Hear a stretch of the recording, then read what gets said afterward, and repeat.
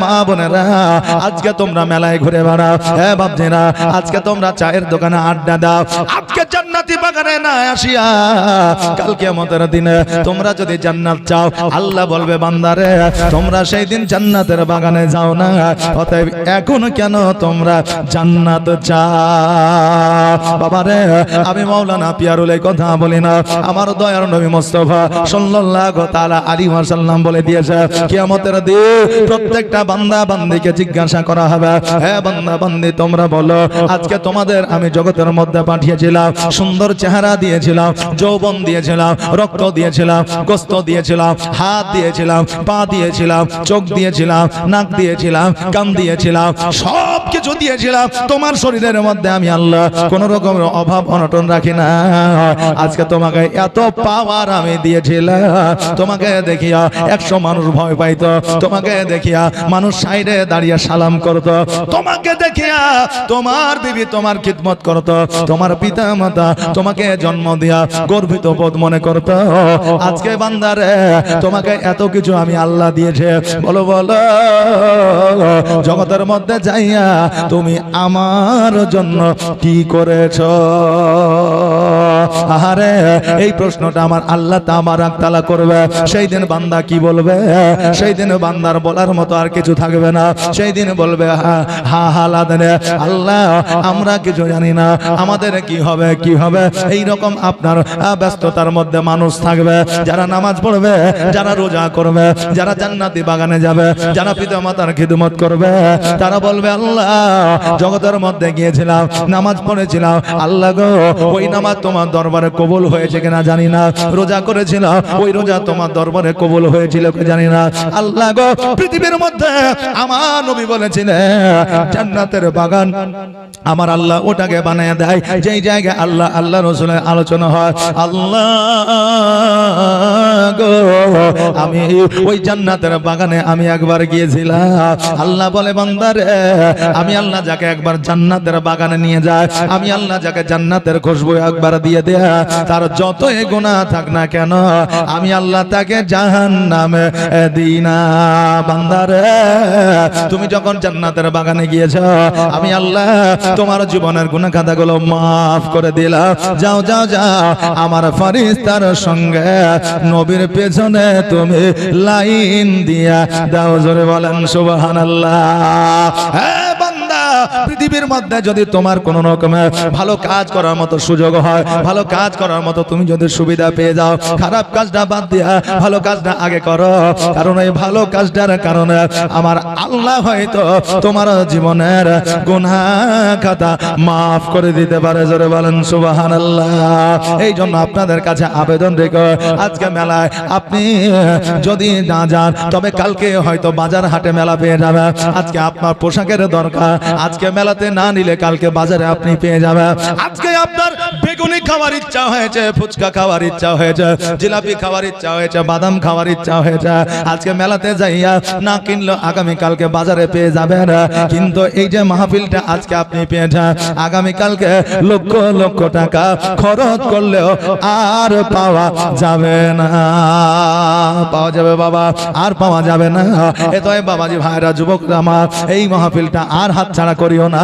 যারা এখনো পর্যন্ত বুঝতে পারো না তাড়াতাড়ি করে তোমরা মাহফিলে চলে এসো, কারণ এটাই হয়তো তোমার শেষ সুযোগ, আর হয়তো এই সুযোগ আর পাওয়া যাবে না। আহারে সুযোগ তারাই খোঁজে, ভালো কাজের সুযোগ একমাত্র যারা আল্লাহর মুমিন বান্দা হয়। আল্লাহ তাবারক তাআলার এক বান্দা রাস্তা দিয়ে চলে যাচ্ছে, এবার হযরত ইসরাইল আলাইহিস সালাম তার সম্মুখে দাঁড়িয়ে গেছে, বলে কে আপনি? বলে আমি হলাম ইসরাইল। বলে কেন কেন এই আমার সামনে এসেছ? এমন কোন বান্দা না যে ইসরাইলকে দেখে ঘাবড়াই না। ইসরাইল বলল শোনো গো, তোমার সময় সমাপ্ত হয়ে গেছে, আল্লাহ তোমার প্রাণটা নিয়ে যেতে বলেছে। ওই বান্দা বলে ইসরাইল রে, আমি দুনিয়া থেকে চলে যাব, আমার সন্তানকে দেখব না, আমার বিবিকে দেখব না, আমার জমি জায়গা দেখব না, কিন্তু তবুও তোমার কাছ থেকে আমি 2 থেকে 3টা মিনিট সময় চাইছি। বলে শোনো, তুমি বিবিকে দেখবা না, তোমার সন্তানকে দেখবা না, তোমার জমি জায়গা দেখবে না, তবে তুমি 2 থেকে 3 মিনিট কেন সময় চাইছ? বান্দা বলে শোনো, আমি এই রাস্তা দিয়ে যাইতেছিলাম নামাজ পড়ার কারণে, আজকে তুমি যদি আমার জানটা কবজ করে নাও নামাজ পড়া হবে না। তবে শোনো, ওই জায়গায় আমি নামাজের জন্য আর যাব না, এই জায়গাতে আমি 2 রাকাত নামাজ আদায় করব, আর নামাজের পরে তুমি আমার জানটা কবজ করবে। আহারে, একজন মুমিন বান্দা সুযোগ চাইছে, আমরা সুযোগ পাওয়ার পরেও বাবা সুযোগ নিচ্ছে না। এর জন্য কিয়ামতে আমাদের জবাব দিতে হবে। বাপজি ভাইরা, আমার মায়েরা, লক্ষ্যপাত করে শুনবে, আমার নবীজি যখন 5 বছর 6 মাসের বয়স, আমার নবীজি মা হালিমার বাড়িতে লালিত পালিত হইতেছিলেন। আর ওই সময় আমার নবীজি ছাগল বকরি চড়াইতে যাইতে জুমরার সঙ্গে, জুমরা আমার হালিমা তুসাদিয়া রাদিয়াল্লাহু তাআলা আনহার বাবা বড় সন্তান, আর আমার নবীজি হালিমা লালিত পালিত আপনার সন্তান। জোরে বলেন সুবহানাল্লাহ। ওই জুমরার সঙ্গে আমার নবীজি ছাগল বকরি চড়াইতে যাইতা। একদিন জুমরা ছুটতে ছুটতে আসিয়া আমার হালিমাকে বলতেছে, মা গো, আজকে যেই মোহাম্মদকে আমি ছাগল বকরি চড়াইতে নিয়ে যাইতাম, ওই মোহাম্মদকে 2 জন ব্যক্তি আসিয়া পাহাড়ের উপরে নিয়ে গেল, আর নিয়ে যাওয়ার পরে গলা থেকে নাভি পর্যন্ত কেটে দিল। মা, গলা থেকে নাভি পর্যন্ত কেটে দেওয়ার পরে ওই পেটের মধ্য থেকে নাড়ি ভুঁড়ি গুলো যেন বার করলো, কলিজা ফেসকা গুলো যেন বার করলো। মা গো, আমি দেখার পরে তোমার কাছে ছুটে এসেছে। ওগো মা, এতক্ষণ পর্যন্ত মুহাম্মদ সাল্লাল্লাহু তাআলা আলাইহি ওয়াসাল্লাম হয়তো বেঁচে নয়। যেমন এই কথা শোনা হালিমা ছুটতে যেন আরম্ভ করেছে। ছুটতে ছুটতে যাইয়া ওই পাহাড়ের উপরে বাবা উঠে গেছে। আর পাহাড়ের উপরে উঠে যাওয়ার পরে লক্ষ্য করে দেখছে যেন আমার নবীজি একটা পাথরের উপরে যেন বসে আছে। হালিমা আমার নবীজিকে বলে, ইয়া রাসূলুল্লাহ, ইয়া হাবিবাল্লাহ, নবী গো, জুমরা আমাকে বলল আপনার পা গলা থেকে নাকি নাভি পর্যন্ত 2 জন মানুষ কেটে দিয়েছিল। নবী আমার বলে, মা, এটা তো সত্য কথা, গলা থেকে নাভি পর্যন্ত কেটে দিয়েছিল। হালিমা বলল, কয় তোমার জামাটা খুলে একবার দেখব। আমার নবী যে যখন জুব্বা মুবারকটা খুলে দিলে, হালিমা লক্ষ্য করে দেখছেন যেন আমার নবীজির গলা থেকে নাভি পর্যন্ত কাটা তো দূরের কথা, একটু দাগ পর্যন্ত দেখতে পাই নাই। জোরে বলেন সুবহানাল্লাহ। হ্যাঁ বাবা, আজকে আমাদের হাত পা যদি একটু কেটে যায়, সঙ্গে সঙ্গে ভালো হওয়া তো দূরের কথা, আমাদের ঘাস শুকায় গেলে ভালো হলেও আমাদের দাগ কিন্তু বাবা মিশে যায় না। কিন্তু আমার নবীজির কত পাওয়ার ছিল, কত ক্ষমতা ছিল একবার দেখা। আমার নবীজির গলা থেকে আপনার নাভি পর্যন্ত কেটে দেওয়ার পরেও ওই সমস্ত জায়গাতে একটু দাগ পর্যন্ত ছিল না। আজকে নবীজিকে জিজ্ঞাসা করে, হ্যাঁ মুহাম্মদ, শোনো, তোমার গলা থেকে পেট পর্যন্ত কেটে দেওয়া হলো, বলো বলো তোমার দাগ কেন দেখা যায় না? নবী আমার বলে, মা গো, আজকে ওই মানুষ দুটো জগতের কোনো মানুষ ছিল না, ওরা ছিল আল্লাহর ফেরেশতা। আমাকে নিয়ে গিয়ে পাহাড়ের উপরে আমার শরীরের মধ্য থেকে কলজা ফেসকা আর আমার দিল অন্তর আর নাড়ি ভুঁড়ি সবকিছু বার করে আমার সমস্ত কিছু ধৌত করে আবার আমার শরীরের মধ্যে ফিট করে দিয়েছে। মা, আমার শরীরের মধ্যে যেন কোনো রকমের নোংরা আবর্জনা ময়লা মাটি না থাকে, এই জন্য আল্লাহর ফেরেশতারা আমার সঙ্গে এই রকম করেছে। হালিমা বলে, বাবা রে, আজকে তোমার এই রকম কথা শুনিয়া আমি হালিমা আমি বড় ভয় পেয়ে গেছে। কেন না আজকে তোমাকে নিয়ে এসে আমি লালন পালন করতে আছে। আজকে শোনো, তোমাকে লালন পালন করছে, আজকে তোমার যদি কোনো দুর্ঘটনা ঘটে যায়, তোমার জন্য কোনো ক্ষতি হয়ে যায়, আমি আমিনাকে জবাব দিতে পারবো না। মুহাম্মদ, শোনো রে, আগামী কালকের সকালবেলা আমি তোমাকে নিয়ে গিয়ে তোমার দাদা আব্দুল মুত্তালিবের কাছে দিয়ে আসবো, তোমার মা আমিনার কাছে তোমাকে দিয়ে দিয়ে আসবো, কেননা তোমার যদি কোনো ক্ষতি হয়ে যায় আমি হালিমা আমি জবাব দিতে পারবো না। আরে আমার নবী মুস্তাফা সাল্লাল্লাহু তাআলা আলাইহি ওয়াসাল্লামকে বাড়িতে নিয়ে আসলা। সকালবেলা নবীজির আমার গোসল বানায়া দিলা, চোখে সুরমা দিয়ে দিলা, পোশাক পরিধান করায়া দিলেন। হালিমা যেন আমার নবীজির আঙুল ধরিয়া মক্কার দিকে রওনা হয়ে গেলেন। হালিমা আমার নবীজিকে মরুভূমির উপর দিয়া চলতে চলতে যখন মধ্য রাস্তায় চলে গেছে, হালিমা বলে ইয়া রাসূলুল্লাহ অনেক পথ আমরা অতিক্রম করে এসেছে, নবী গো আমি বড় পেরেশান হয়ে গেছে, আজকে এই জায়গায় একটু আরাম করতে চাই। নবী আমার বলে মা গো যদি আরামের দরকার হয়, আরামের যদি প্রয়োজন হয় এই জায়গায় আরাম করে নাও, আমি তোমার পাশে বসে আরাম করব। হালিমা রাদিয়াল্লাহু তাআলা আনহা উনি যেন একটা বাবলা গাছের নিচে হিলান দিয়ে যেন চোখটা বন্ধ করে আরাম করতে আসে। ইতিমধ্যে বাবা ঘুম চলে এসেছে। নবী আমার হালিমার পাশে বসিয়া ডান দিকে তাকায় দেখে, বাম দিকে তাকায় দেখে, পেছনের দিকে তাকায় দেখে, সামনে তাকায় দেখে, চতুর্দিকে মরুভূমি, ফাঁকা ময়দান, খালি ময়দান। কিন্তু এই মরুভূমির মধ্যে খালি ময়দানের মধ্যে একখানা যেন পাকা ঘর দেখা যায়, কোনো মানুষও দেখা যায় না, কোনো ছাগল ভেড়া গরু দুম্বা কিছুই যেন দেখা যায় না। নবী আমার চিন্তা করে আল্লাহ গো এই ফাঁকা মরুভূমির মধ্যে খালি ময়দানে এখানে একটা ঘর দেখা যায়, না জানি ঘরের মধ্যে কি আছে। আল্লাহ এই ঘরের মধ্যে কি আছে আমি নবী একবার দেখতে চাই। বাবা এই জায়গায় ওয়াহাবিরা অনেক সময় প্রশ্ন আনতে পারে যে আজকে নবী যদি সবকিছুই জানতো তবে এই ঘরের মধ্যে কি আছে এটা কেন আমার নবী যে ভাবলেন। বেরাদার আপনাদের বলে দিয়ে দিতে চাই নবী আমার সবকিছুই জানে। এইটা যদি নবী আমার অন্তরে রাখতেন তবে মানুষের মধ্যে সঠিক বার্তাটা পৌঁছে যাইতো না। নবী আমার জানে গো, তবু ইতিহাসের পাতায় উঠিয়ে দেওয়ার কারণে, মানুষকে জানিয়ে দেওয়ার কারণে নবী আমার এই জায়গাটাকে আপনার প্রকাশ করেছিলেন। নবী আমার গুটি গুটি পায়ে ওই ঘরের দিকে বাবা আগিয়ে গেলে, ঘরের দিকে আগিয়ে যাওয়ার পরে দেখছে যেন ঘর আপনার দরওয়াজা লাগানো আছে। নবীজি আমার ওই ঘরের দরওয়াজার সম্মুখে হাত যেমনই দিলে আর বাবা দরওয়াজাটা যেন খুলে গেল, আর দরওয়াজা যেমনই খুলে যাওয়া আর ওই ঘরের মধ্যে শত শত মূর্তি ছিল। সমস্ত মূর্তিগুলা আমার নবীর পায়ের তলে যেন পড়েছে। জোরে বলেন সুবহানাল্লাহ।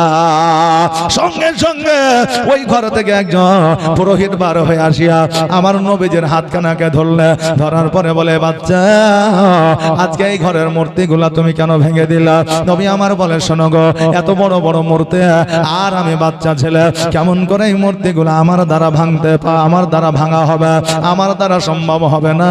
পুরোহিত বলল শোনো আজকে আমিও জানতে পারছি, তুমিও জানতে পারছো এত বড় মূর্তি তোমার দ্বারা ভাঙা সম্ভব নয়।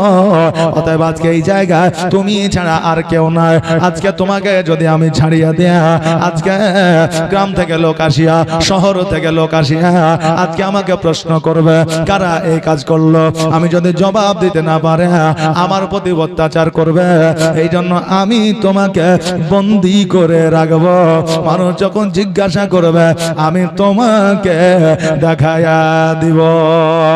বাবারা আজকে পৃথিবীর মধ্যে এই রকম ঘটনা আপনার সঙ্গেও ঘটেছে, আমার সঙ্গেও ঘটেছে।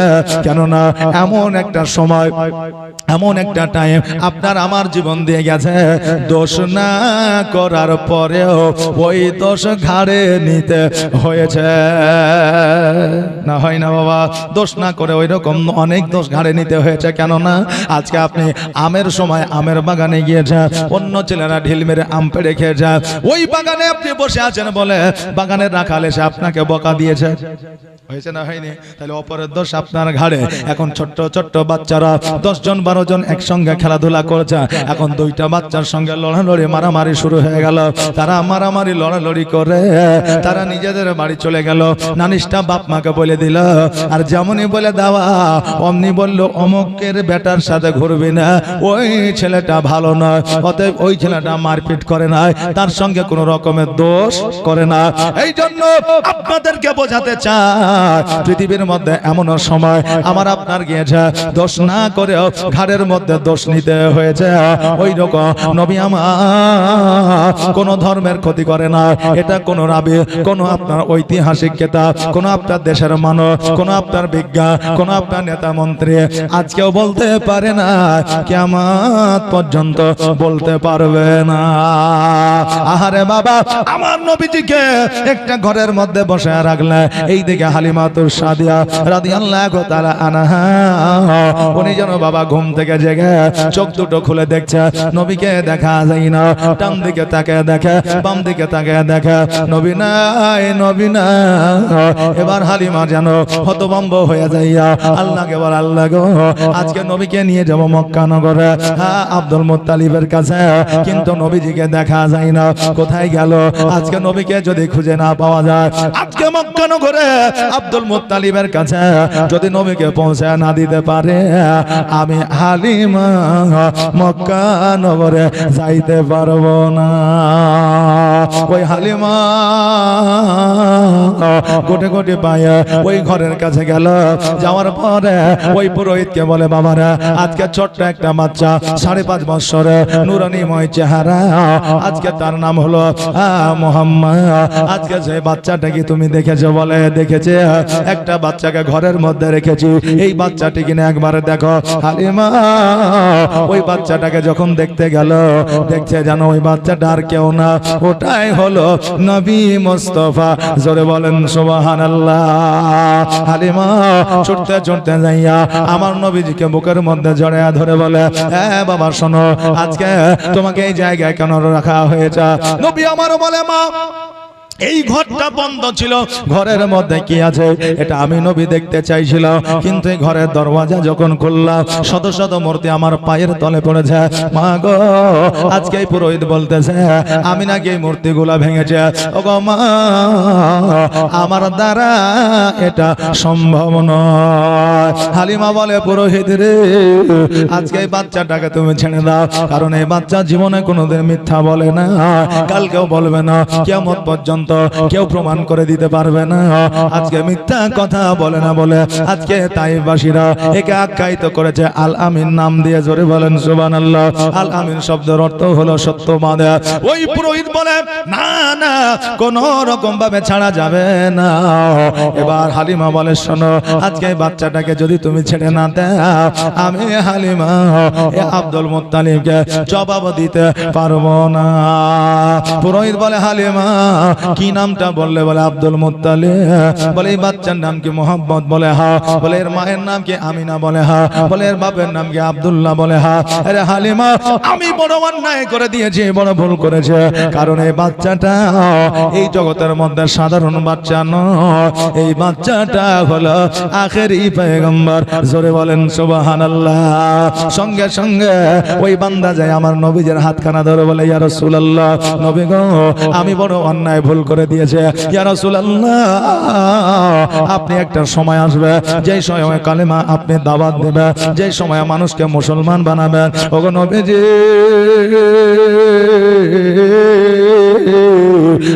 দেরি নয়, দেরি নয়, জলদি করে আপনার কালেমাটা আমাকে পড়ায়া নেন। নবী আমার বলে, হ্যাঁ পুরোহিত শোনো, আজকে তোমাকে আমি কালেমা পড়ায়া নেব, তবে আমার খবর তুমি কেমন করে জানলে বলো? বলে ইয়া রাসূলুল্লাহ, আমি তাওরাত ইনজিল জুবুরে আমি পড়েছিলাম, আখেরি পয়গম্বর একজন জগতের মধ্যে আসবে, যার নাম হবে মুহাম্মদ। জগতের মধ্যে জানবে, আসমানি নাম হবে আহমদ, যার বাপের নাম হবে আব্দুল্লাহ, যার মায়ের নাম হবে আমিনা, বানি হাশিম গোত্রে জন্মগ্রহণ করবে, যার দাদার নাম হবে আব্দুল মুত্তালিব। আমি সেই দিন থেকে মনে মনে ইরাদা করেছিলাম, আমি যখনই আমার নবীজিকে পাবো, সেই সময় আমি কালেমা পড়ে নেব। ইয়া রাসূলুল্লাহ, দয়া করে আপনার কালেমাটা পড়ে আনে, আপনার কালেমা পড়ে আমি জগৎ থেকে বিদায় নিতে চাই। ওগো নবীজি, আপনি যেই সময় ইসলামের প্রচার ও প্রসার করবে সেই সময় হয়তো আমি বেঁচে থাকবো না, যেই সময় ইসলামের প্রচার ও প্রসার হবে সেই সময় হয়তো আমি আর হায়াতে থাকবো না ইয়া রাসূলুল্লাহ। তাই এখনই এই সময় আমাকে কালেমাটা পড়ায় নেন। আমি মুসলমান হয়ে মারা যেতে চাই, আমি ইমানদার হয়ে মারা যেতে চাই, আমি বেধর্মী হয়ে মারা যেতে চাই না, কাফের বেদিন হয়ে মারা যেতে চাই না নবী গো। তাই দয়া করে আপনার কালেমাটা আমাকে জলদি করে পড়ায় নেন। সঙ্গে সঙ্গে আমার নবী মুস্তাফা সাল্লাল্লাহু তাআলা আলাইহি ওয়াসাল্লাম সেই সময় কালেমা তাইয়্যিব লা ইলাহা ইল্লাল্লাহ মুহাম্মাদুর রাসূলুল্লাহ সাল্লাল্লাহু তাআলা আলাইহি ওয়াসাল্লাম কালেমাটা বাবা পড়িয়েছিলেন। আজকে আমার আপনার প্রশ্ন হইতে পারে, ওগো আজকে সেই সময় নবীজি কালমা পড়াইলেন, কিন্তু নবীজি 40 বছর বয়সে নবুয়ত প্রাপ্ত হয়েছিল, তবে আগে কেমন করে কালেমা পড়ালে? তখনই তো নবী ছিল না। এই কথা অনেকেই বলে, আজকে এই কথাটা একমাত্র ইসলামিক ইতিহাসে পাওয়া যায়, একমাত্র দুনিয়াবি কিতাবে পাওয়া যায়। নবী 40 বছর পরে নবুয়ত প্রাপ্ত হয়েছিল, কিন্তু বিরাদার আমার নবী ওই সময়ে নবী ছিল, সেই সময়ে আসমান ও জমিন নদী নালা কিছুই ছিল না, এমনকি আমার আল্লাহর ফারিস্তাও ছিল না। জোরে বলেন সুবহানাল্লাহ।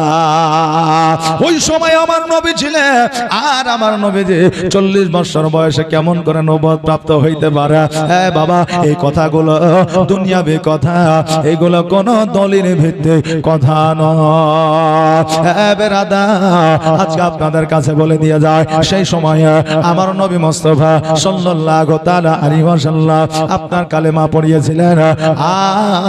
আমার নবীজিকে ওই জায়গা থেকে সুসম্মানে আপনার মক্কায় আপনার পাঠিয়ে দেওয়া হয়েছিল। ওই পুরোহিত বলেছিল, ইয়া রাসূলুল্লাহ, যখন আপনার কালেমা পড়েছে, আমাকে যখন দরকার হবে, প্রয়োজন হবে, তখন আমাকে আপনি ডেকে নেবেন। নবী গো, আজকে পৃথিবীর মধ্যে কোন মানুষ আপনার চাইতে কোন মানুষকে ভালোবাসতে পারে না ইয়া রাসূলুল্লাহ। আজকে আপনার জন্য প্রাণ আমার হাজির, আপনার জন্য জান আমার হাজির।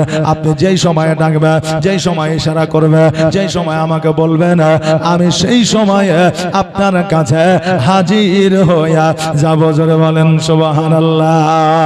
বাপজি ভাইরা, আমার মায়েরা, আমার নবীর মতো ভালোবাসা পৃথিবীর কেউ কাউকে দিতে পারে না, কিয়ামত পর্যন্ত দিতে পারবে না। জগতের মধ্যে, পৃথিবীর মধ্যে সন্তান হচ্ছে আদরের জিনিস, সন্তান হচ্ছে মহব্বতের জিনিস।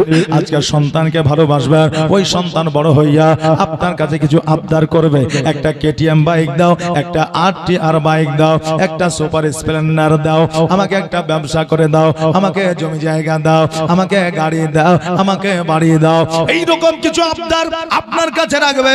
আপনি যদি সন্তানের আবদারটা পূরণ না করতে পারেন, আপনার সন্তান হয়তো একদিন বলবে, বাবা আমাকে শুধু জন্ম দিয়েছে, বাকি কিছুই দিতে পারে না।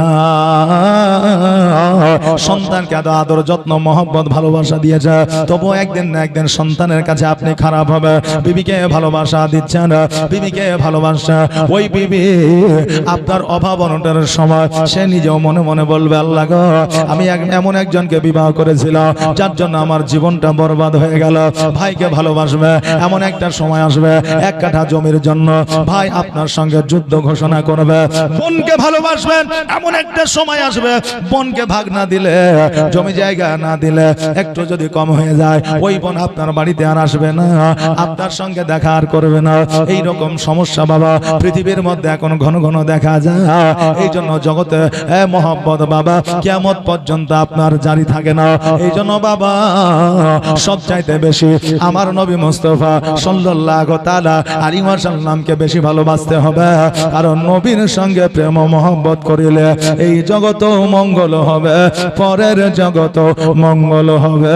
জোরে বলে সুবহানাল্লাহ। নবী গো, তোমার মতো এত ভালো, তোমার মতো এত ভালো কেউ তো আমার বাসে না, তাই তো নবী আমি তোমার দিবানা। তাই তো রসুল আমি তোমার দিওয়ানা। ও কি শুনেছে কিতাবের লেখা, নবী ছাড়াই আমার জীবন ফাঁকা গো। জোরে বলেন সুবহানাল্লাহ। ও কি শুনেছে কিতাবের লেখা, নবী ছাড়াই আমার জীবন ফাঁকা গো।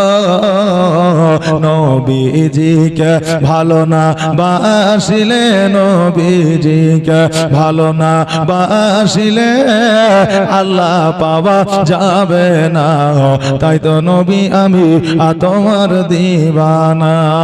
তোমার মতো এত ভালো, তোমার মতো এত ভালো কেউ তো আমার বাসে না। তাই তো নবী আমি তোমার দিওয়ানা। বাবাজি ভাইরা,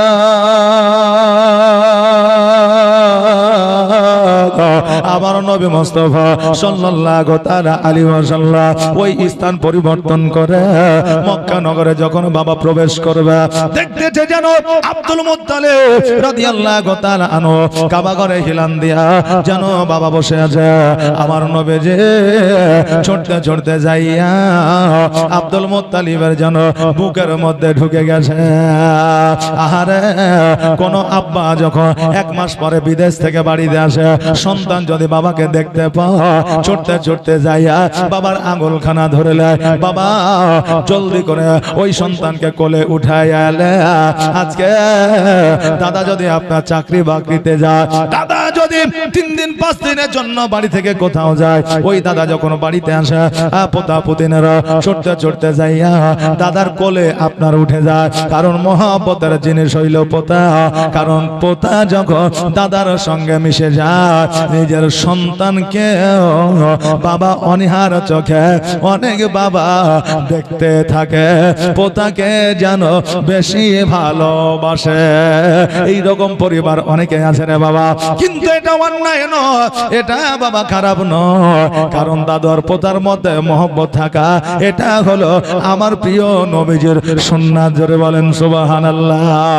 ওই নবীজি আব্দুল মুত্তালিবের বুকের মধ্যে ঢুকে যাইয়া আমার নবীজি বলে, দাদা গো, আমাকে দেখবার জন্য, আমাকে দেখার জন্য একবারও তাইফে যাও না। ওগো দাদা,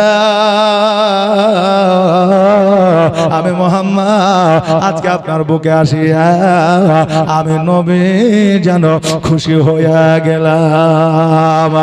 আরে আমার আব্দুল মুত্তালিব বলে, এ মুহাম্মদ শোনো, আজকে তুমি যখন আমার বুকের মধ্যে এসেছো, আজকে যখন আমার কোলের মধ্যে তুমি উঠে গিয়েছো, আমার মাথার উপরে যেন কিছু একটা বোঝা ছিল, আমার বুকের মধ্যে একটা চাপ ছিল। আজকে তুমি আমার কোলে যখন উঠেছো, আমার সমস্ত চাপ, সমস্ত ব্যথা বেদনা যেন দূর হইয়া গেছে। জোরে বলেন সুবহানাল্লাহ। হালিমা বলে, হে আব্দুল মুত্তালিব, আপনার পোতাকে আমি নিয়ে গিয়ে লালন পালন করে দিতেছিলাম, আজকে আপনার পোতাকে আমি দিয়ে গেলাম, আপনার পোতাকে আপনি দেখে শুনে রেখে দাও। আমার আব্দুল মুত্তালিব বলে, হে হালিমা শোনো, আজকে দয়ার নবী মুস্তাফা সাল্লাল্লাহু তাআলা আলাইহি ওয়াসাল্লামকে আমার আমিনার কাছ থেকে নিয়ে গিয়েছিলে, অতএব আমিনার সঙ্গে একবার তুমি কথা বলে নাও। হালিমা আমিনা রাদিয়াল্লাহু তাআলা আনহার কাছে গেলে, যাওয়ার পরে বলে, বোন রে, আজকে তোমার সন্তানকে আমি তোমার কোলে উঠে দিয়ে গেলাম, আজকে তোমার সন্তানকে তুমি এখন লালতে পালিত করো। কেন না, আমি হালিমা আমার কাছে অনেক দিনে রাখলাম, অনেক কষ্ট তুমি করলা, নিজের সন্তানকে বুক খালি করে আমার কাছে রাখলা। হালিমা, আজকে তোমার সন্তানকে তুমি নিজেই দেখাশোনা করো।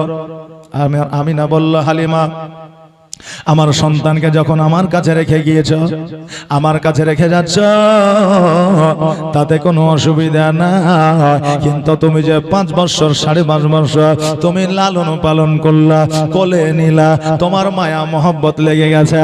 হালিমা রে, আমার সন্তানকে কোনো সময় যদি তোমার নিয়ে যেতে ইচ্ছা হয়, কোনো সময় যদি আমার সন্তানকে দেখার ইচ্ছা হয়, তুমি দ্বিধা বোধ না করে জলদি করে আমার কাছে চলে আসবে।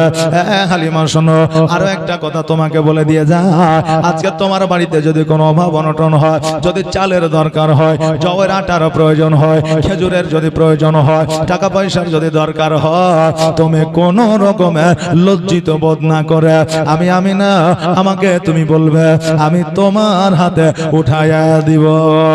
হালিমা বলে, বোন আমি না, আমার বাড়িতে অভাব ছিল, অনটন ছিল, আমার বাড়িতে গরিবী হালাত ছিল, আমি ঠিক মতো খাইতে পাইতাম না, আমার খেজুর গাছে খেজুর ধরতো না, আমার বাড়িতে জওয়ের আটা ছিল না, আমার বাড়িতে বকরিতে দুগ্ধ দিত না, কিন্তু আমি না, যেই দিন থেকে আমার নবী মুস্তাফা সাল্লাল্লাহু তাআলা আলাইহি ওয়াসাল্লাম আমার বাড়িতে পা রেখেছিল, সেই দিন থেকে আমার বাড়িতে এত বরকত, এত রহমত, আমার আল্লাহ তাবারক তাআলা রহমত আমার বাড়ির সমস্ত অভাব অনটন দূর হইয়া গেছে। আমি না, আমার টাকা পয়সা ধন সম্পত্তির দরকার না, তবে শোনো, যদি কোনোদিন অভাব অনটন হয়, তবে আমি তোমার কাছে আসিয়া চেয়ে নিয়ে যাব। আরে বাবা, পৃথিবীর মধ্যে যতই ধন সম্পত্তি বলা লোক থাক না কেন, তার যদি গৌরব হয়ে যায়, তার যদি আত্ম অহংকার হয়ে যায়, আমার মতো টাকা পয়সা বলা আর কেউ না, আমার মতো ধন সম্পদ বলা কেউ না, তবে এটা তার ভুল ধারণা। কারণ আল্লাহ যদি চায় সেকেন্ডের মধ্যে তাকে ফকির বানায়া দিতে পারে, আর ফকিরকে সেকেন্ডের মধ্যে ধনী বানায়া দিতে পারে। ওই রকম কত জমিদার মানুষ আপনি আমরা দেখলাম, এখন কত মানুষকে দেখছি ওই জমিদারি আর না। এখান থেকে বোঝা যায় আল্লাহ যদি চায় আপনাকে ধনী বানাইতে পারে, আল্লাহ যদি চায় আপনাকে ফকির বানাইতে পারে। অতএব আল্লাহর দেওয়া জিনিস নিয়ে কোন সময় আত্ম অহংকার করবেন না। কবি এই জন্য বলে দিয়েছে, নদীর কোল ভাঙে ও কোল ভাঙে, এই তো নদীর খেলা,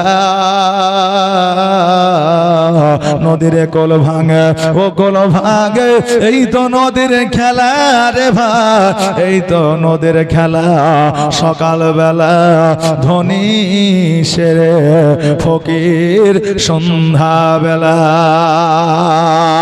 সম্পদ দিয়ে কোন সময় আত্ম অহংকার করবেন না, কারণ আল্লাহ তাবারক তাআলা আত্ম অহংকারকারীকে পছন্দ করে না। বাপজি ভাইরা, আমার মায়েরা, আমি না বলল, হালিমা তোমার যখন প্রয়োজন হবে আমার কাছে আসবে, আমি তোমাকে যতটুকু পারবো তোমাকে আমি সহযোগিতা করব। হালিমা এই কথা শুনিয়া তাইফের দিকে যেন রওনা হয়ে গেল। একবার নবীজির দিকে তাকা, আর একবার তাইফের রাস্তার দিকে তাকা। বাবারে, আজকে জগতের মধ্যে আমাদের প্রতিবেশী, আমাদের পার্শ্ববর্তী কোন সন্তানকে যদি আমরা একবার থেকে 5 বার কোলে উঠে আনি, ওই সন্তানটার প্রতি মায়া বসে যায়। আজকে নবীজিকে হালিমা তো সাদিয়া রাদিয়াল্লাহু তাআলা আনহা লালিত পালিত করলেন।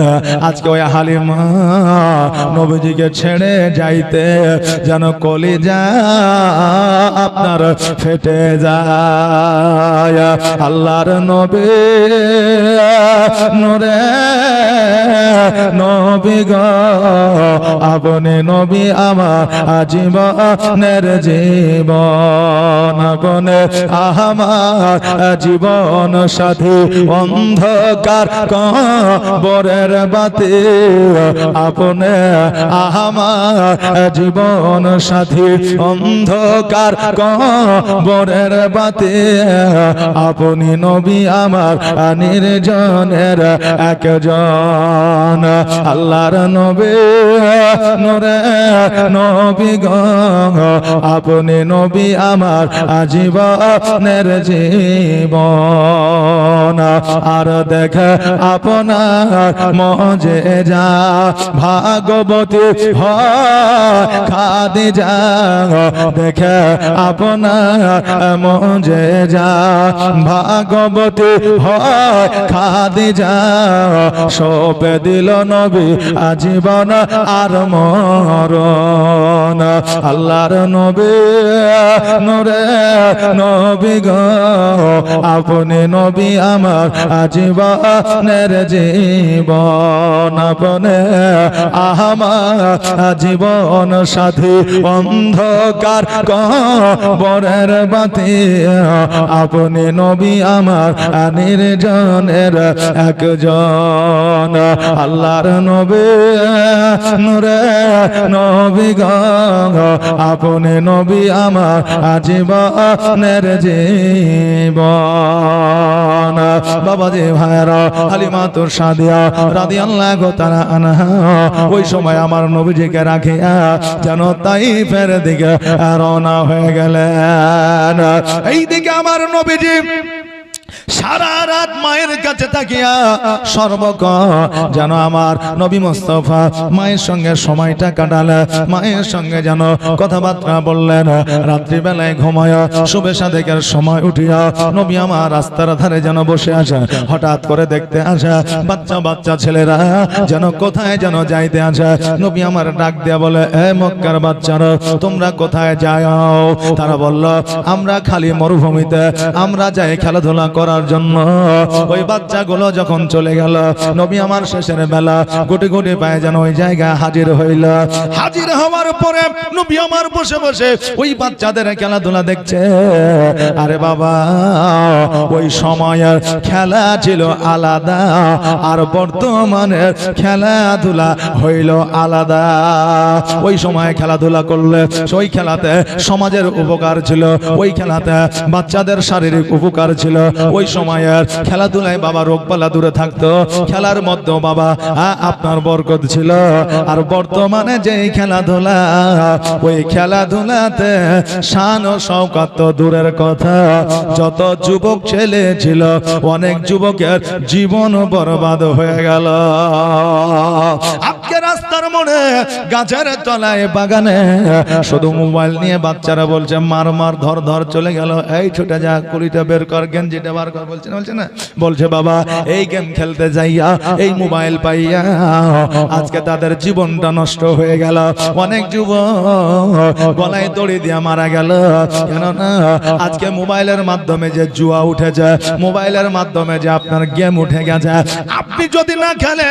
আপনার স্ক্রিনের মধ্যে বারে বারে আসছে এই গেমটা খেলো তোমার অনেক টাকা লাভ হবে টাকা পয়সা পাওয়া কোটিপতি হয়ে যাবা এই রকম গেম আপনার স্ক্রিনের মধ্যে চলে আসে না আসে না যে আপনার শুধু আসে আমার আসে না এটা নয় প্রত্যেকেরই আসে তবে এর মধ্যে যারা পড়ে গেছে তাদের জীবন বাবা বরবাদ হয়ে গেছে যুবকদের বলবো যুবকরে চারটে মন মানসিকতা বুদ্ধি খাটিয়ে আজকে পরিশ্রম করে ব্যবসা বাণিজ্য করে দুটো পয়সা রোজগার উপার্জন করো কিন্তু জুয়ার মাধ্যম দিয়া মোবাইলের মাধ্যম দিয়া টাকা উপার্জন করতে যেও না কেননা ওই মাধ্যম দিয়া টাকা উপার্জন করতে গেলে তোমার তো টাকা থাকবে না তোমার বাবার দেওয়া জমি জায়গাও থাকবে না অতএব সাবধান হয়ে যাও হুঁশিয়ার হয়ে যাও বর্তমানের খেলাধুলা যুব সমাজকে নষ্ট করে দেওয়া হচ্ছে আর আগের খেলাধুলায় সমাজগতভাবে উন্নত বাবা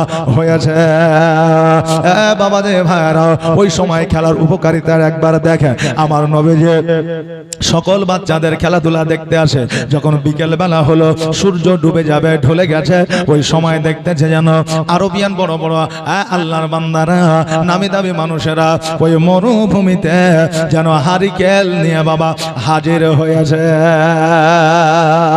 নবীজি আমার ওই লোকগুলোর দিকে লক্ষ্য করে দেখে যে বিকেল বেলা এই মানুষগুলো কেন আসছে আমার নবীজি যেন দাঁড়িয়ে গেলেন আমার নবীজি যেন বসে পড়লেন তাদের আপনার দেখতেছে কেন আসছে এবার হঠাৎ করে দেখতেছে যেন ইতিমধ্যে সন্ধ্যা বেলা শত শত নারী আর পুরুষ ওই জায়গাতে বাবা হাজির হয়েছে। জিজ্ঞাসা করা হইল এই জায়গায় নারী পুরুষের মেলা কেন? আমার নবীজিকে বললে তুমি কি জানো না এই জায়গায় নারী বিক্রি হয়, মহিলাদেরকে বিক্রয় করা হয়, এটা হলো মহিলাদের মেলা, মহিলাদের হাট। আজকে ভগবান বলায় শনিবারের হাটে বুধবারের হাটে যেমন গরু বিক্রি হয়, ওই সময় আরবের মধ্যে খালি মরুভূমিতে ফাঁকা ময়দানে এই নারীদেরকে বিক্রয় করা হতো। টাকা পয়সা ওয়ালারা ওই নারীদেরকে গোলাম করে কিনে নিয়ে যাইতো, আর তারা যেমন করে পারত তেমন করে ওই নারীদের কাজকর্ম করাইতো। কোন নারীকে উলঙ্গ করে দরওয়াজার সম্মুখে দাঁড়ায় রাখতো, কোন নারীর প্রতি আপনার অত্যাচার করত, কোন নারীকে না খাওয়ায়া রাখতো, বাড়ির সমস্ত কাজকর্ম করাইতো, কারণ গোলাম করে তারা কিনে নিয়ে যাইতো। আমার নবী যে এই কথা যখন শুনলে, কথাটা শোনার পরে আমার নবী মুস্তাফা সাল্লাল্লাহু তাআলা আলাইহি ওয়াসাল্লাম মনে মনে একটা নিয়াত করলেন যে আমি মক্কায় যখন এসেছি, এই কারবার যখন দেখেছি, এই খেলাধুলার মাধ্যম দিয়া আমি সর্বপ্রথম এই নারীদের মেলা বন্ধ করব। জোরে বলেন সুবহানাল্লাহ। আহারে আমার নবী মুস্তাফা সাল্লাল্লাহু তাআলা আলাইহি ওয়াসাল্লাম খেলাধুলার মাধ্যম দিয়া সর্বপ্রথম ওই নারীদের আপনার মেলা বন্ধ করেছিল, আর এই নারীদের সম্মান আমার নবী বাড়িয়ে দিয়েছিল। জোরে বলেন সুবহানাল্লাহ। হ্যাঁ বাবা, নারীদের সম্মান কেমন করে বাড়াইলো? ওই সময়ে স্বামী মারা গেলে আপনার স্ত্রীকেও জিন্দা পুরুষের সঙ্গে দাফন করে দেওয়া হতো। আজকে কোন স্বামী মারা গেলে ওই স্ত্রীকে কেউ সম্মান দিত না, একজন নারীকে কেউ সম্মান দিত না, তাকে বিক্রয় করত, ভাই বিক্রয় করত বোনকে, মেয়েকে বিক্রি করত বাপে, স্ত্রীকে বিক্রি করত স্বামীতে। আমার নবী এইটাকে বন্ধ করে নারীদের মেলা বন্ধ করে নারীদের সম্মান বাড়াইলো। কত সম্মান বাড়িয়েছে, এত সম্মান বাড়িয়েছে, এত সম্মান বাড়িয়েছে। আমার মা বোনেরা কিয়ামত পর্যন্ত সুসম্মানে সম্মানিত থাকবে, কারণ একজন নারীর পায়ের তলে আমার আল্লাহর জান্নাত বাবা বিছায় দিয়েছে। জোরে বলেন সুবহানাল্লাহ। কেন না একজন মায়ের পায়ের তলে আমার আল্লাহ জান্নাত দিয়েছে। মা বোনেরা আজকে আপনাদের বলে দিয়ে যায়, এত সম্মান আপনাদের বাড়িয়ে দিয়েছে, আপনার পায়ের তলে আল্লাহর জান্নাত দিয়েছে। আর আজকে যেই মেলা তোমাদের সম্মান বাঁচানোর জন্য আমার নবী বন্ধ করেছে, আজকে ওই মেলা কেমন করে তোমরা যেতে পারো? আরে বাবা, রমজান মাসে রোজা রাখার কোনো নাম না। আজকে ঈদের ময়দানে আমাদের কোনো বাবা আনন্দ না। যত আনন্দ বর্তমান নিউ জেনারেশনে, সমস্ত আনন্দ নাকি তাদের ঈদ মুবারকের মেলা। আজকে বড় করে লম্বা করে লিখে দিচ্ছে ঈদ মুবারকের মেলা। এইটা হলো মুসলমানদের মেলা, এইটা হলো মুসলিমদের আনন্দের জন্য মেলা। আমি বলবো যারা এই কথাটা লিখছে তাদের প্রতি প্রতিবাদ করা দরকার, কারণ আমাদের ইসলামের শরীয়তে কোন রকমের মেলা নাই। ইসলাম শরীয়তে ঈদ মুবারকের মেলা নয়, নারী পুরুষের একসঙ্গে মেলা নয়। নারীদের যৌথভাবে মাস্কারা লিপস্টিক লাগায়া সুন্দর করে সাজিয়া আজকে পুরুষদেরকে পথভ্রষ্ট করবে, এইরকম জামায়ে কোন জায়গায় করা যাবে না। এটা ইসলাম আপনার প্রাকৃতিক ভাবে বাবা হারাম করে দিয়েছে। জোরে বলেন নাউজুবিল্লাহ। আজকে ওই সমস্ত জিনিসগুলোকে আমরা আজকে সমাজের মানুষ মুসলিম আপনার উম্মা আজকে সেইগুলোকে আমরা প্রাধান্য দিতে আসে। বাবাজি ভাইরা, আজকে এই সমস্ত জায়গা থেকে আমাদেরকে বিরত থাকতে হবে। একবার জোরে বলেন ইনশাআল্লাহ। বাবাজি ভাইরা, আমার নবী মুস্তাফা সাল্লাল্লাহু তাআলা আলাইহি ওয়াসাল্লাম ওই মেলাটা বন্ধ করে আমার নবী যে খেলাধুলা কিন্তু বাচ্চাদের সঙ্গে করতে, কিন্তু আমার নবীর খেলা ছিল আলাদা। ওই বাচ্চাগুলোকে সৎ পথের মানুষ হওয়ার জন্য তাদেরকে আমার নবীজি রাস্তা বলে দিতেন। ওই নবীজি কয়েকদিন ধরে একটা জিনিস ফলো করেছে, যখন খেলতে খেলতে সন্ধ্যা হয়ে যাচ্ছে, সকলের আব্বা আসিয়া ওই সন্তানগুলোকে কোলে করে কাঁধে করে করে ঘাড়ে করে আঙুল ধরে প্রত্যেকের বাবা প্রত্যেকের সন্তানকে বাড়ি নিয়ে যাচ্ছে। কিন্তু আমার নবী মনে মনে একটা প্রশ্ন জেগে গেল, আল্লাহ গো, সকলের বাবা এসে সকলের সন্তানকে নিয়ে যায়, কিন্তু একদিনও আজও পর্যন্ত আমার বাবা কেন আমাকে নিতে আসলো না? আহারে বাবা, আমার নবী বলে, ওগো আল্লাহ, আজকে আমি বাড়িতে যাব, বাড়িতে যাওয়ার পরে আমার মাকে বলবো, মা আজকে আমার 6 বছর বয়স হয়ে গেল, ওগো মা আজও পর্যন্ত আমার আব্বাকে কেন দেখলাম না? অনেকের আব্বাকে দেখা যায়, আমার আব্বাকে কেন দেখা যায় না? এই কথাটা আমার মাকে জিজ্ঞাসা করব।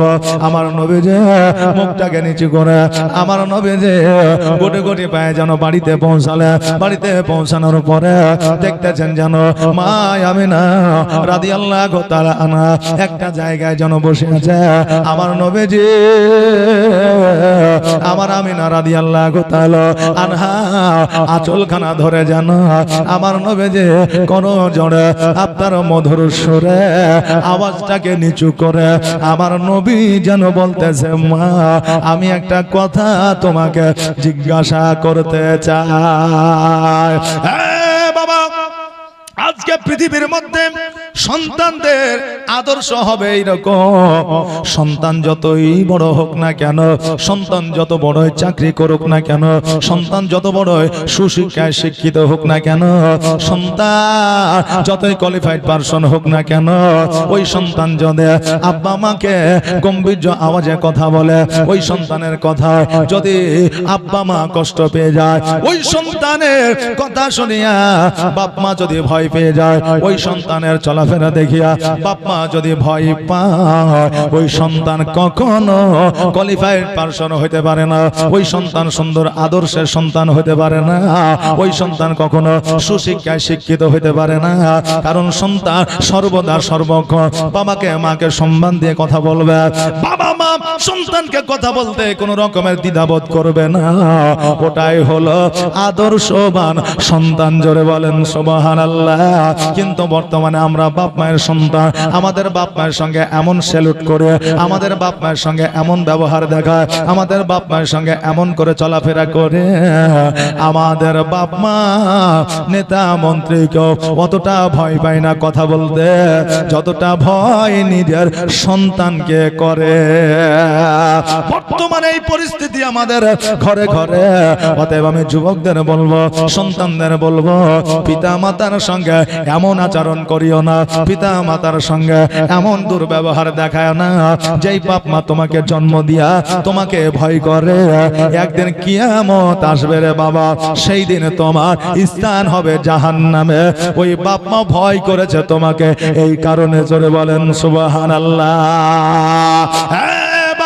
আজকে বাপ মা গর্ববোধ করে সন্তানকে হাসি মুখে কথা বলবে, এইরকম সুসম্পর্ক বাপ মার সঙ্গে তৈরি করবে। আল্লাহ যেন সেই তৌফিক দান করেন। সকলে বলেন আমিন। আমার নবী যে মৃদু সুরে আস্তে আওয়াজে মধুর সুরে আমার নবীজি বলতেছে, মা গো, আজকে তোমাকে একটা কথা জিজ্ঞাসা করতে চাই। মা আমিনা মিচকি হাসি দিয়া বলল, বাবা কি এমন কথা বলবে বলো, তুমি যেটা বলবে আমি আমিনা সেটাই শুনবো। নবী আমার বলে, মা আজকে আমার 6 বছর বয়স হয়ে গেল, মা গো, আমি সবার আব্বাকে দেখতে পাইলাম, সবার আব্বা সবাইকে কোলে নিল, কপালে চুম্বন করলো, মা গো, তাদের সন্তানকে কাঁধে করে নিয়ে গেল, কিন্তু আজও পর্যন্ত আমার আব্বাকে আমি দেখতে পাইলাম না। মা জননী গো, আমার আব্বা কোথায় আছে, একবার তুমি আমাকে বলো। আমার আমিনা যখন এই কথা শুনলে 2 চোখ দিয়ে পানি ঝরে যায়। আমিনা বলে, আল্লাহ গো, আমার সন্তান এই প্রশ্ন আমাকে করেছে, ও আল্লাহ, আমি কেমন করে প্রশ্নের জবাব দেব, আমি কেমন করে প্রশ্নের উত্তর দেব, ও আল্লাহ, আজকে এই প্রশ্নের জবাব আমি যখন দেব, আমার সন্তান কান্না করবে, আমার সন্তান কষ্ট পাবে, আমার সন্তান যখন কষ্ট পাবে আমি আমিনা সহ্য করতে পারবো না। আমিনা বলে, হ্যাঁ মোহাম্মদ শোনো, আজকে এই রকম কথা আমাকে জিজ্ঞাসা করিও না, আজকে তোমাকে আমি বলতে পারবো না। হ্যাঁ মোহাম্মদ, আজকে তোমার আব্বার কথা বলবো একটা সময়, একটা নির্ধারিত করে। আমার নবী বলে, মা আজকে আমার আব্বা কোথায় আছে, যতক্ষণ পর্যন্ত বলবা না আমি না, আমি মোহাম্মদ, আমি অতক্ষণ পর্যন্ত তোমার আঁচল আমি ছাড়ব না। আর শিশু নবী কেন্দে কেন্দে মায়ের কাছে কয়, বলো বলো আম্মা জান আমার আব্বা জান কোথায়, বলো বলো আম্মা জান আমার আব্বা জান কোথায়। আর সন্ধ্যা বেলায় খেলার শেষে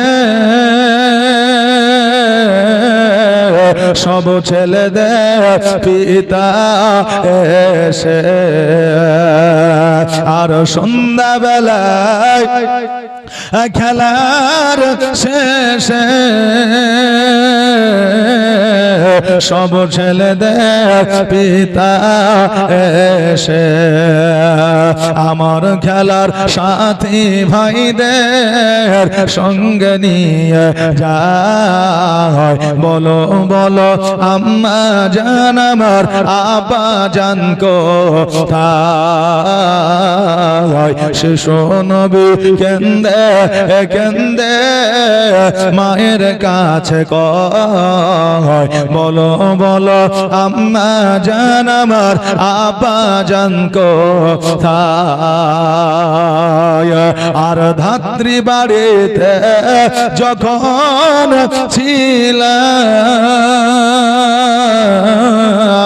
পিতা কেন দেখতে পেলাম, আর ধাত্রী বাড়িতে যখন ছিলাম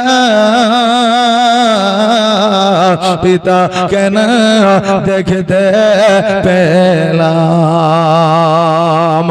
আর বাড়িতে আসিয়া আমি দেখি না তাহার, বলো বলো আম্মা জান আমার আব্বা জান কোথায়। শিশু নবী কেন্দে কেন্দে মায়ের কাছে কয়, বলো বলো আম্মা জান আমার আব্বা জান কোথায়।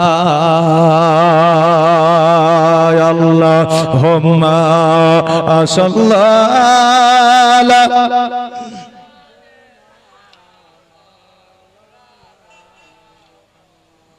ওয়ালা আলে সাইয়্যিদিনা মাওলানা মুহাম্মদ।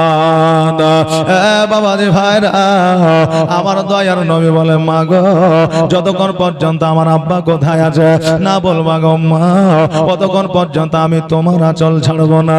মা আমার আব্বা কেন আমাকে কোলে নেওয়ার জন্য আসে না, আমার আব্বা কেন আমার সঙ্গে সাক্ষাৎ করে না, মা গো আমার আব্বাকে আমাকে ভালোবাসে না, আমার আব্বাকে আমাকে মহব্বত করে না, মা গো আমার আব্বা এমন কোন জায়গাতে আছে, আমার আব্বা আমাকে দেখার জন্য আমার আব্বার কি মনটা খারাপ করে না। আমিনা রাদিয়াল্লাহু তাআলা আনহা বলে, বেটা মুহাম্মদ তোমার আব্বা আজকে কেন কিয়ামত পর্যন্ত আর আসবে না, এই জন্য আসবে না তোমার আব্বা এই জগতে আর না, পর জগতে গমন করেছে।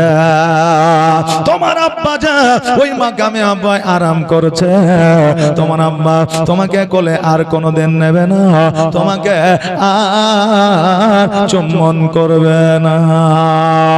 বাবাজি ভাইরা, আমরা অনেকে আব্বা হারায়া এই জায়গায় বসে আছে, অনেকে আব্বাকে আমাদের স্মরণে আসে, মনে পড়ে, কিন্তু আব্বা আর সোনামণি বলে ডাকে না। আজকে আব্বা ওই অন্ধকার কবরে শুয়ে আছে, আব্বার হয়তো মনে পড়ে না, আর আমরা আব্বাকে ভুলতে পারি না। আব্বা যতদিন পর্যন্ত হায়াতে থাকে ততদিন পর্যন্ত আব্বাকে সুসম্মানে হয়তো সম্মানিত করতে পারি না, কিন্তু যেই দিন আব্বা অন্ধকার কবরে চলে যায় সেই দিন সন্তানেরা অনুভব করে যে আব্বা ছিল জগতে মাথার উপরে ছায়া ছিল। এই জন্য আব্বাকে কোন সন্তান কখনো কোনোদিন ভুলতে পারে না, কতদিন ভুলতে পারে না যতদিন তার জীবন থাকে। কেননা একজন বাবা অনেক ঐতিহ্য থাকে। বাবা একটা সামান্য ঐতিহ্য আপনাদের বলে দিয়ে যায়।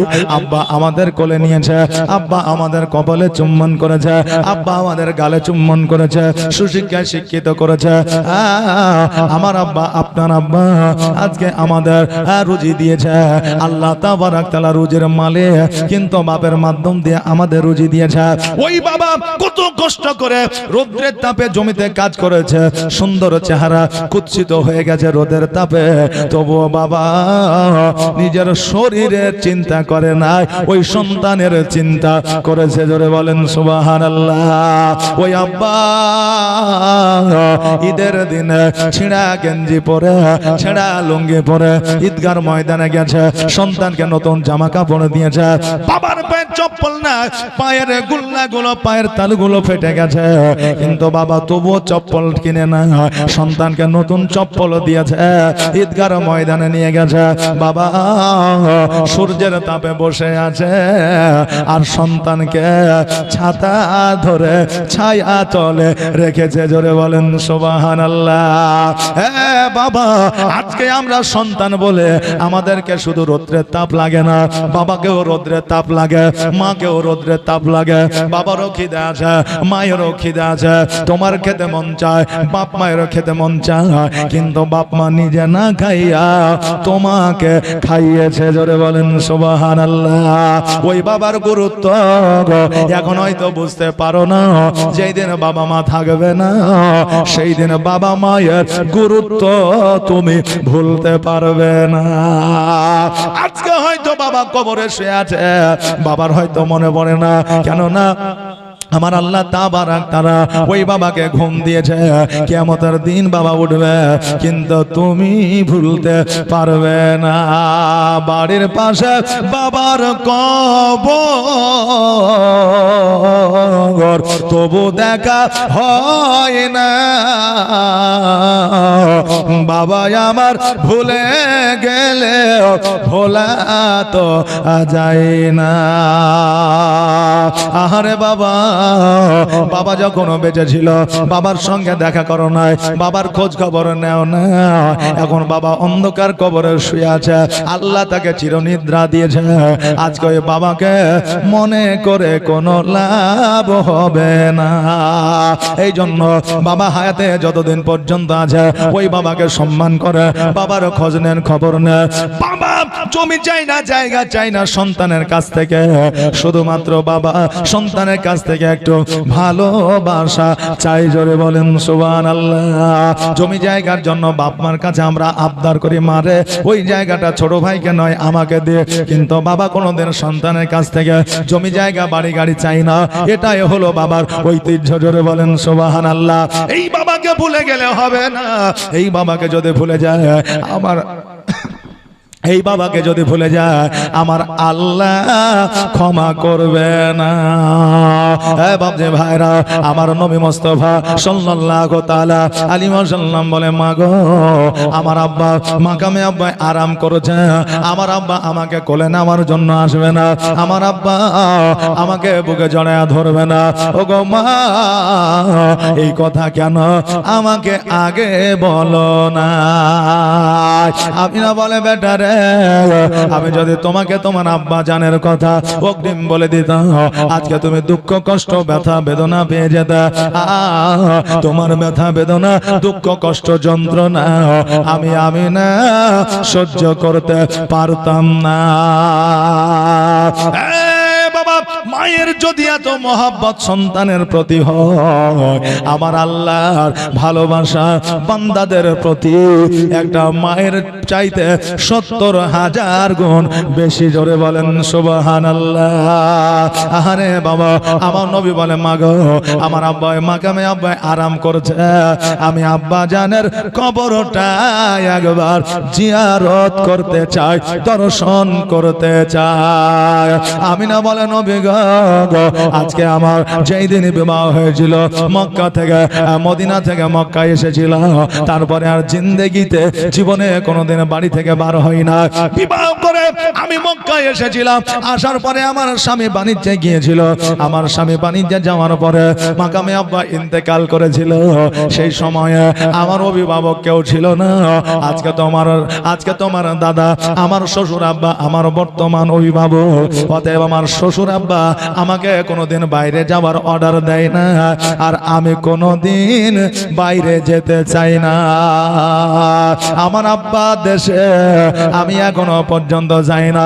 অতএব বেটার, তোমার দাদা যতক্ষণ পর্যন্ত অর্ডার না দিবে, তোমার দাদা যতক্ষণ পর্যন্ত আদেশ না দেবে, ততক্ষণ পর্যন্ত আমি না ওই মাকামে আব্বা তো যাওয়া দূরের কথা, আমি বাড়ির দরওয়াজা থেকে বাড়ির বাইরে পা দিতে পারবো না। আরে মা, আজকে ওই মা আমিনা কেমন বৌমা ছিল একবার দেখা, কেমন স্বামীর বিবি ছিল একবার দেখা। আজকে বাড়িতে স্বামী নয়, ওই অন্ধকার কবরে বাবা শায়িত আছে। আজকে ওই মা আমিনা তবুও বাড়ি থেকে বার হয় না। আর আজকে বর্তমানে আমার মা বোনেরা স্বামী থাকার পরে বেপরদা হইয়া বাজারে যায়, হাটে যায়। আজকে স্বামী থাকার পরে আজকে স্বামীর কথা অমান্য করে চলে। মা, আজকে স্বামীর কথা অমান্য করা যাবে না। এটা আমার কথা না, এটা আমার নবীজির কথা। জোরে বলেন সুবহানাল্লাহ। অনেক মা বোনেরা প্রশ্ন করবে হয়তো, হুজুর গো, আজকে আপনি যে বলছেন স্বামীর কথা অমান্য করা যাবে না, আজকে স্বামীর খিদমত করতে হবে, স্বামীর সেবা করতে হবে। আজকে ওই স্বামী আমাকে দেখতে পারে না, ওই স্বামী আমার কথা শুনে না, ওই স্বামী নামাজ পড়ে না, ওই স্বামী রোজা করে না, ওই স্বামী জুয়া খেলে, ওই স্বামী মদ্যপান করে, ওই স্বামীর যত রকমের খারাপ গুণ আছে, সব খারাপ গুণ তার মধ্যে আছে। আমি কেমন করে ওই স্বামীর খিদমত করব? এই রকম অনেক নারী, অনেক মা বোনেরা হয়তো প্রশ্ন করবে। আমি ওই মা বোনদের বলে যাই, তোমার স্বামী যতই খারাপ হোক না কেন, ফেরাউনের মতো তো খারাপ নয়। ফেরাউনের মতো নাকি? ফেরাউনের মতো খারাপ নয়। ফেরাউন এত খারাপ মানুষ ছিল, আল্লাহর সঙ্গে পাল্লা দিয়েছিল, আল্লাহর পয়গম্বরের সঙ্গে যুদ্ধ ঘোষণা করেছিল, জিন্দা জিন্দা ছোট ছোট বাচ্চাকে কতল করে দিয়েছিল, নারীদের প্রতি নির্যাতন করেছিল। ওই ফেরাউনের সঙ্গে বিবাহ হয়েছিল আসিয়া।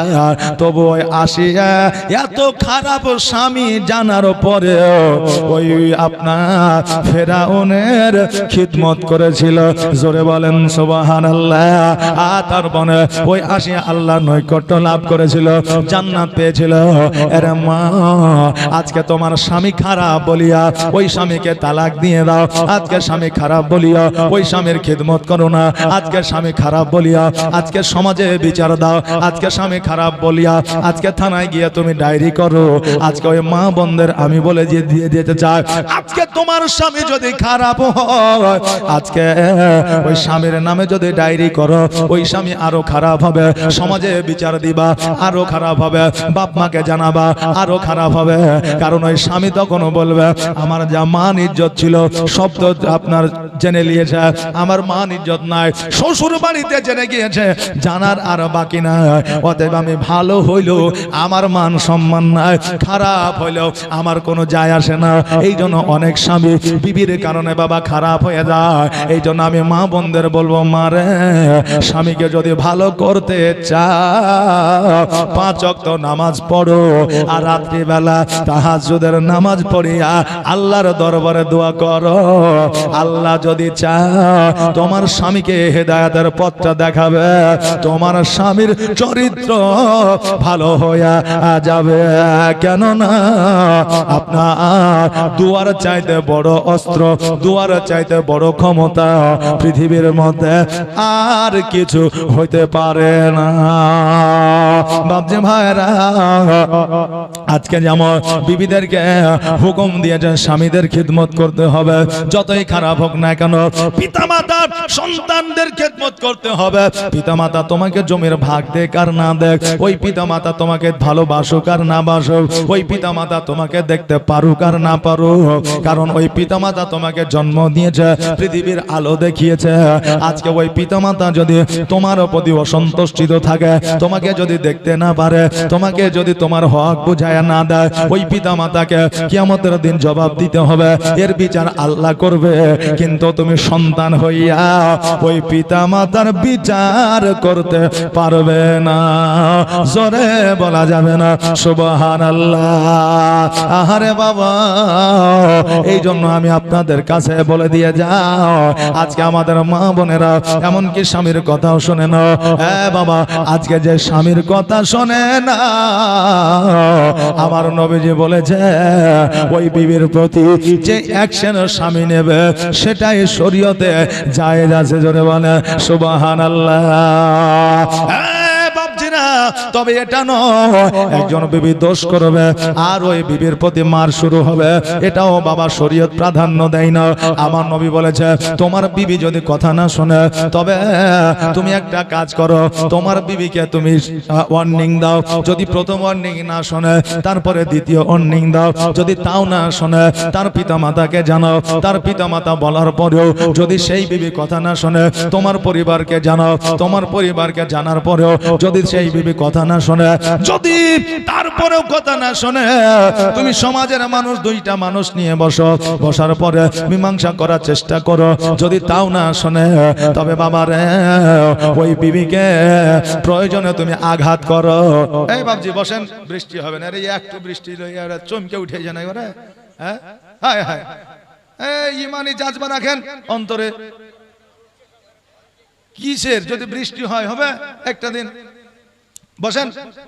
সুবহানাল্লাহ। হ্যাঁ ভিজবো, কি আছে? সুবহানাল্লাহ। চুপচাপ বসেন।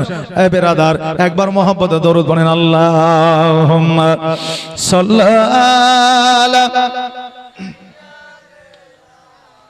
মাওলানা মুহাম্মদ ওয়ালা আলে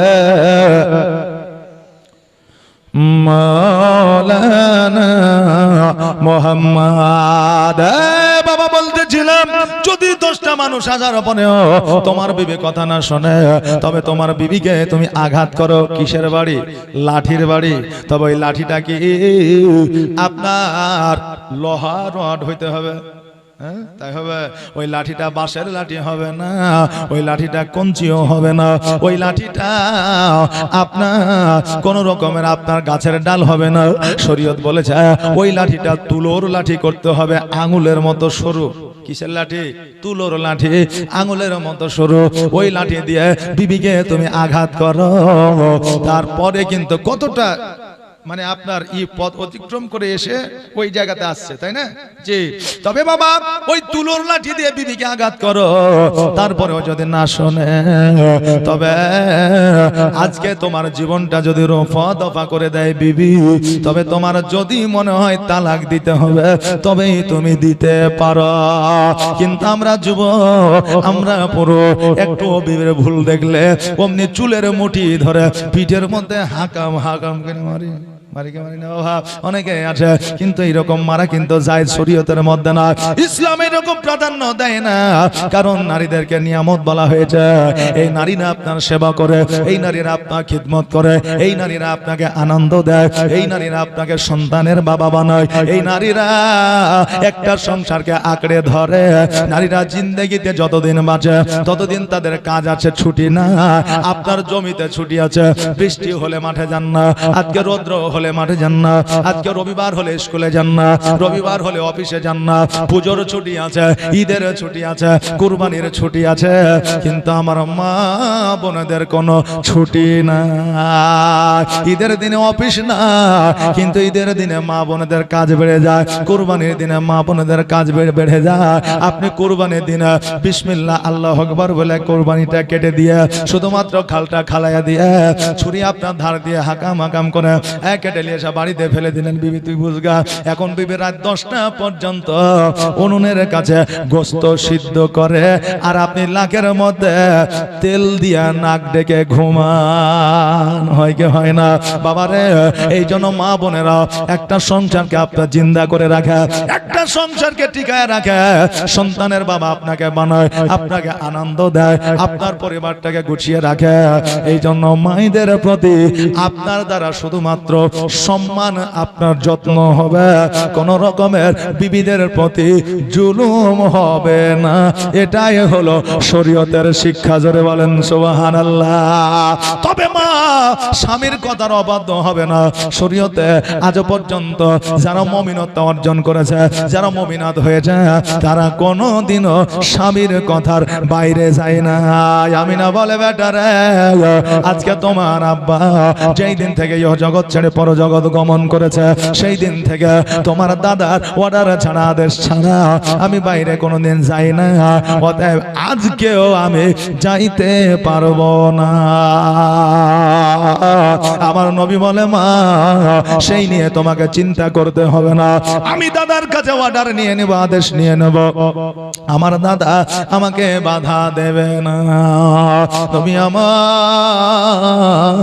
আব্দুল মুত্তালিবের কাছে পৌঁছালে, আব্দুল মুত্তালিবের কাছে পৌঁছানোর পরে আব্দুল মুত্তালিবকে বলে, ওগো দাদা, আমার আব্বা জগতে হায়াতে না, এটা আমি নবী জেনে গিয়েছে। ওগো দাদা, আমি আব্বা জানের কবরটা জিয়ারত করতে চাই, একবার শুধুমাত্র আমাকে অর্ডার দিয়া দে। আমার আব্দুল মুত্তালিব বলে, ভাই রে, আজকে তুমি যখন তোমার আব্বা জানের কবরটা জিয়ারত করতে চাও, আমি আব্দুল মুত্তালিব বাধা দিব না। বাবাজি ভাইরা আমার, আব্দুল মুত্তালিব বলে, ভাইরা তুমি যখন মাকামে আবওয়ায় যাবে, ওই মাকামে যাবো, যাওয়ার পথে মদিনাতুল মুনাওয়ারা পড়বে। অতএব তোমার নানার বাড়ি হলো মদিনাতুল মুনাওয়ারা, তোমার মাকে সঙ্গে করে নিয়ে না, তোমার মাকে একবার মদিনায় নিয়ে যাবে। তোমার মা তোমার নানা নানির সঙ্গে দেখা করবে, তুমিও তোমার নানা নানির সঙ্গে দেখা করে নেবে। আর আসার পথে মাকামে আবওয়ায় তোমরা তোমার আব্বা জানের কবরটা জিয়ারত করে নেবে। নবী আমার বলে, দাদা গো, আজকে আমিও আমার নানাকে দেখি না, নানিকে দেখি না, আমিও আমার নানা নানিকে দেখে নেব। বাড়িতে গেল, আমিনাকে বললো, মা গো চলো, আমার দাদা অর্ডার দিয়ে দিয়েছে, আগামীকাল সকালবেলা উটের পৃষ্ঠে চেপে মদিনার দিকে রওনা হয়ে যাব। আমার আমিনা রাদিয়াল্লাহু তাআলা আনহা তখন বাবা কিছু জামা কাপড় বেঁধে নিল, আর আপনার কিছু আপনার খাবার নিয়ে নিল, কারণ পথের মধ্যে খাওয়ার জন্য। আগের আমলে দেশ থেকে বিদেশে গেলে একটু শুকনো মুড়ি রুটি বেঁধে নিত, আর কিছু জামা কাপড় নিয়ে নিত, এইগুলো খোঁজ খবর করত। আর বর্তমানে এখন যদি দেশ থেকে বিদেশে যায়, তবে খাবার দাবার এগুলো মনে থাকে না, জামা কাপড় মনে থাকে না, কিন্তু মোবাইল চার্জার আর পাওয়ার ব্যাংকটা আমাদের আগে দরকার হয়। আহারে, কিন্তু আমার আমিনা কিছু পোশাক নিলে, আর কিছু খাবার নিলে, সকালবেলা আমার নবীজি গেল ইয়া বার হলে, বার হওয়ার পরে দেখছে যেন আব্দুল মুত্তালিব কাবা ঘরে হিলান দিয়া যেন বাবা ডুকরে ডুকরে কানতে আছে। আমিনা বলে, আব্বা গো, আপনি যদি এইভাবে কান্না করেন, আমি আমিনা ওই সোনার মদিনায় যাব না। আব্দুল মুত্তালিব বলে, আমিনা রে, আমি তোমার যাওয়ার জন্য কান্না করি না, আমি আমার মোহাম্মদকে এত ভালোবাসি। আজকে মোহাম্মদকে নিয়ে তুমি মাকামে আবওয়ায় যাবা, মদিনায় যাবা, না জানি কবে ফিরবা। আজকে আমি মোহাম্মদকে এত ভালোবাসি, তাকে না দেখিয়া আমি থাকতে পারবো না, এই জন্য কান্না করে। তবে আমিনা শোনো, তুমি 5 দিনের বেশি করিও না, 5 দিনের মধ্যে মক্কায় ফিরে আসবে। আমিনা বললে ঠিক আছে। এই বলে আমার নবীজিকে নিয়ে চলে। আব্দুল মুত্তালিব বলে, এই আমিনা শোনো রে, আমি তোমাদেরকে একা কেমন করে ছাড়বো, এই জন্য একটা দাসী দিলাম, দাসীর নাম হলো উম্মে আইমান। এই দাসীকে সঙ্গে করে নিয়ে যাও, তোমাদের বিপদ আপদ যদি হয় এই দাসীকে তুমি কাজে পাবে। বেরাদা ওই দাসীকে সঙ্গে লইয়া উটের পৃষ্ঠে যেন চেপে গেলে, আর চেপে যাওয়ার পরে উটের লাগামখানা টান দিলেন, আর ওট যেন মদিনার দিকে রওনা হয়ে গেলেন। আমার সোনার মদিনা, আমার জানের মদিনা, আমার প্রাণের মদিনা, আমার কলিজার মদিনা, যেই মদিনায় শুয়ে আছে, যেই মদিনায় শুয়ে আছে হাবিবে রব্বানা, আমার জানের মদিনা, আমার প্রাণের মদিনা, আমার দয়ার মদিনা, আমার কলিজার মদিনা।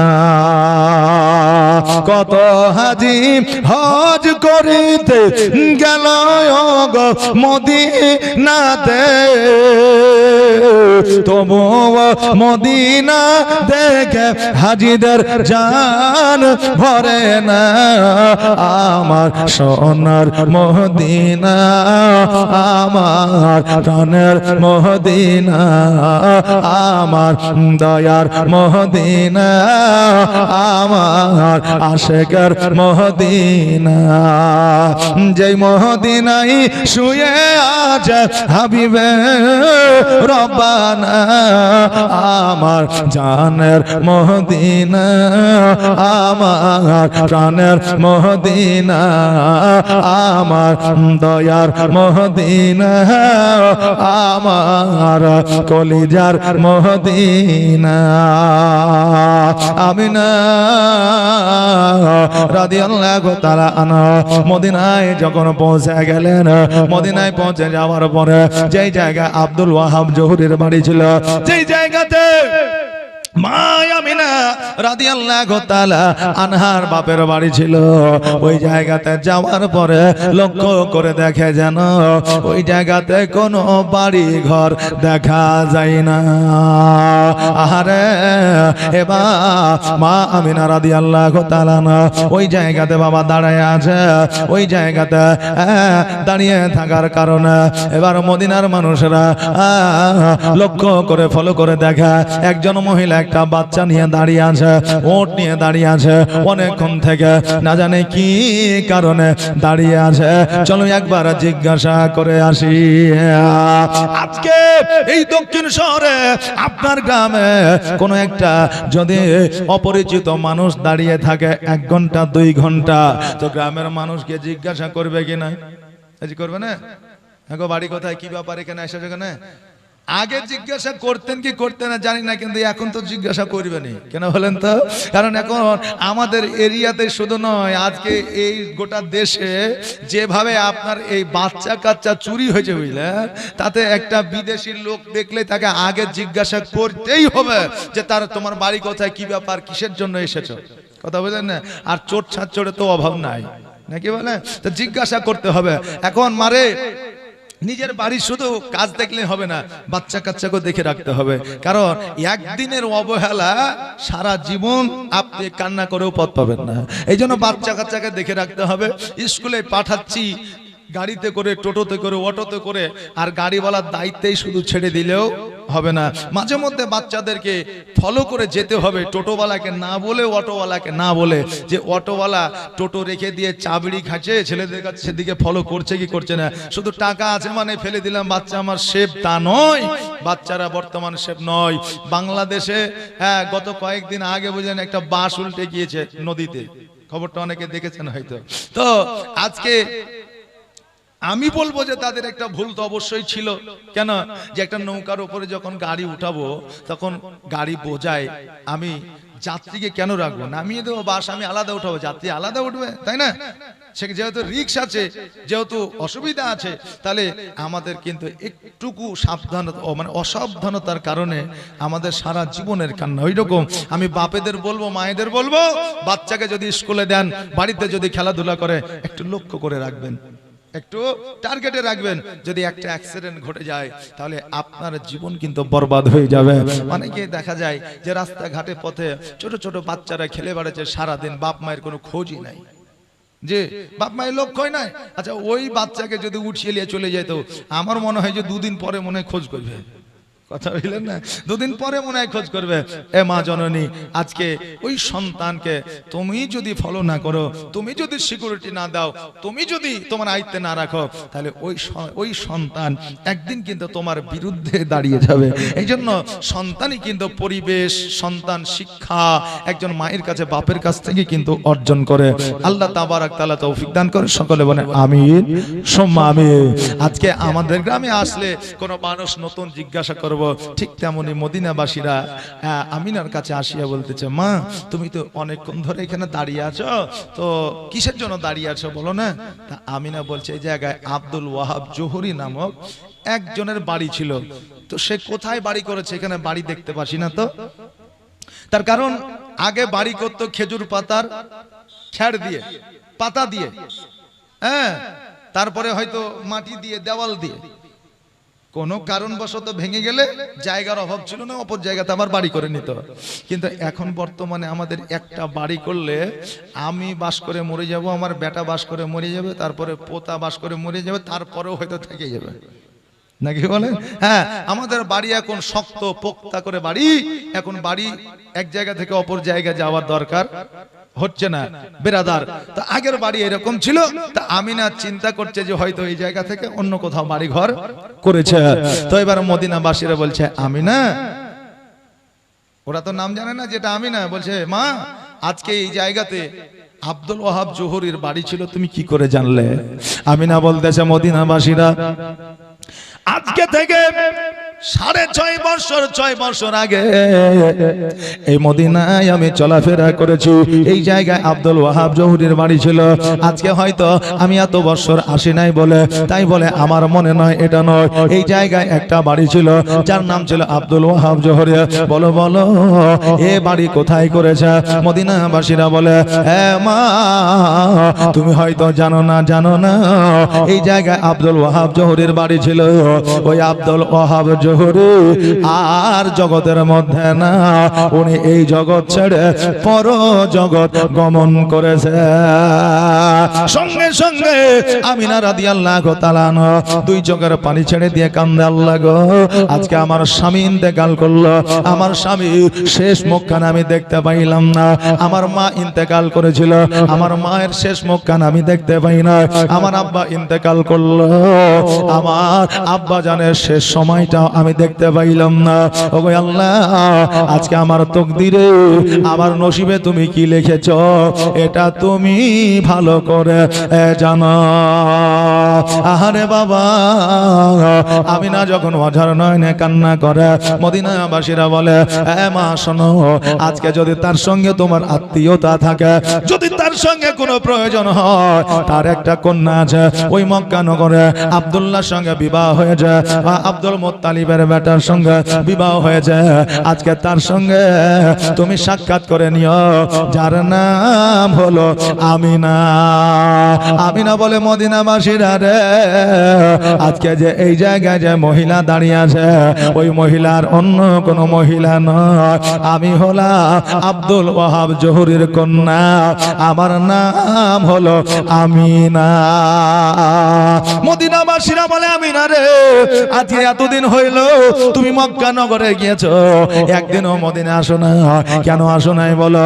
আমিনা বলে শোনো গো, আজকে মক্কায় যখন আমি বিবাহ করে গিয়েছিলাম, আমার স্বামী ইন্তেকাল করেছিল, আমার এই জন্য মদিনায় আসা হয় না। আমি একা কেমন করে আসবো? আজকে আমার সন্তান 6 বছর হয়েছে, আমার সন্তান আমাকে সঙ্গে করে সোনার মদিনায় নিয়ে এসেছে।